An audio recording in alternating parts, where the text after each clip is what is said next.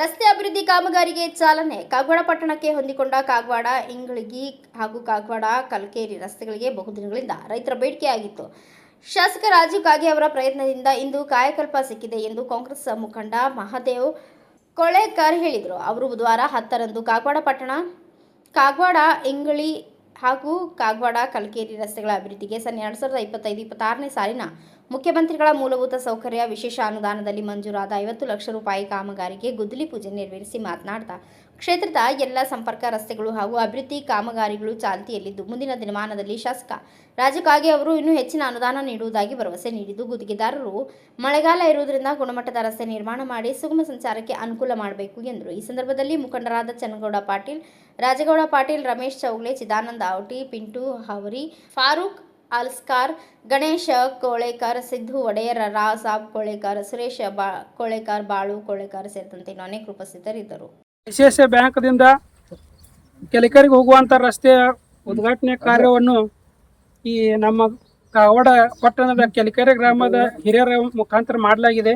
ಅದಕ್ಕೆ ಸಂಬಂಧಪಟ್ಟ ಅಧಿಕಾರಿಗಳು ಒಲವು ಕೊಟ್ಟು ನಮ್ಮ ಒಂದು ಬಹುದಿನಗಳ ಬೇಡಿಕೆಯಾದಂಥ ಈ ರಸ್ತೆಯನ್ನು ಮಾಡಲಿಕ್ಕೆ, ಡಾಂಬರೀಕರಣ ಮಾಡಲಿಕ್ಕೆ ಒಂದು ಅನುದಾನದ ಸಹಾಯ ಮಾಡಿದ್ದಾರೆ.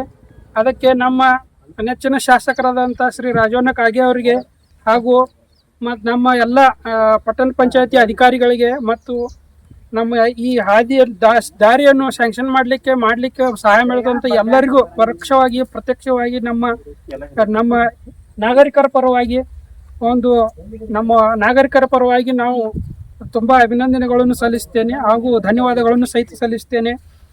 ಸಂಬಂಧಪಟ್ಟ ಕಾಂಟ್ರಾಕ್ಟರ್ಗಳಲ್ಲಿ ಒಂದು ವಿನಂತಿ ಏನಪ್ಪ ಅಂತಂದ್ರೆ, ಈಗ ನಮ್ಗೆ ಈ ಮಳೆಗಾಲ ಬಂದು ಹತ್ತದ, ಅದಕ್ಕೆ ಮಳೆಗಾಲದಲ್ಲಿ ಈ ದಾರಿಯಿಂದ ಹೋಗಲಿಕ್ಕೆ ಬಹಳಷ್ಟು ಅನಾನುಕೂಲತೆಗಳಿದಾವೆ. ದಯವಿಟ್ಟು ಬೇಗ ಇದನ್ನು ಒಳ್ಳೆಯ ಕ್ವಾಲಿಟಿ ರಸ್ತೆಯನ್ನು ಮಾಡಿಕೊಡ್ಬೇಕಂತ ತಮ್ಮಲ್ಲಿ ಕಳಕಳಿ ವಿನಂತಿಯನ್ನು ಮಾಡ್ಕೋತೇವೆ.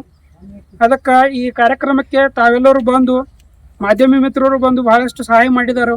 ಮಾಧ್ಯಮ ಮಿತ್ರರಿಗೆ, ಗ್ರಾಮದ ಎಲ್ಲ ಹಿರಿಯರಿಗೆ ಹಾಗೂ ಕೆಲಿಕೆರೆ ರಸ್ತೆ ಸುತ್ತಮುತ್ತಲಿರುವಂಥ ಎಲ್ಲ ಬಂಧು ಬಾಂಧವರಿಗೆ ಹಾಗೂ ರಮೇಶನ್ನ ಚೌಗಲೆ ಅವರಿಗೆ, ಚಿದು ಔಟಿ ಅವರಿಗೆ ಮತ್ತು ಎಲ್ಲರಿಗೂ ಒಂದು ನಮ್ಮ ಧನ್ಯವಾದಗಳನ್ನು ಹೇಳುತ್ತಾ ಒಂದೆರಡು ಮಾತು.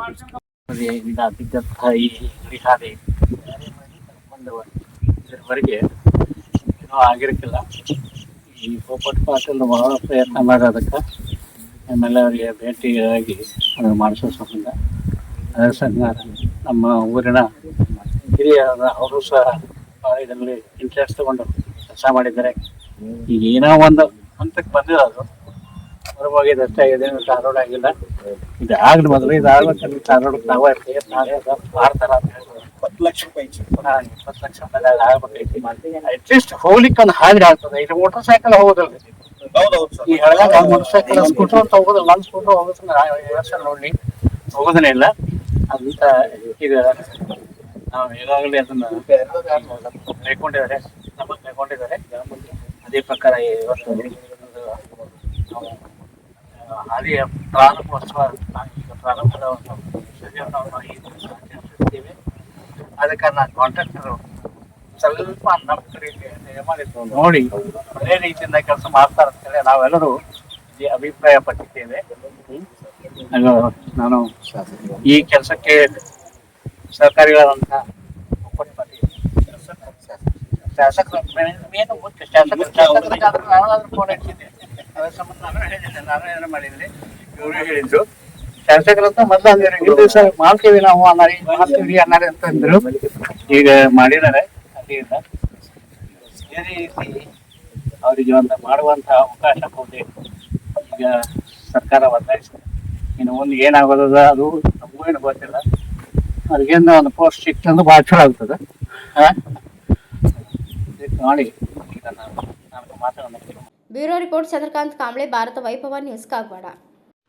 Thanks for watching. Read, discuss and debate with editor Dr. Yan Prashant Rao. Wanted reporters in print, digital and visual media for Bharat Vaibhav Daily Newspaper, BV News 5 Channel and BV Fast Web News from all the talukas of Karnataka, Goa and Maharashtra. If interested, send your resume to 9019229369.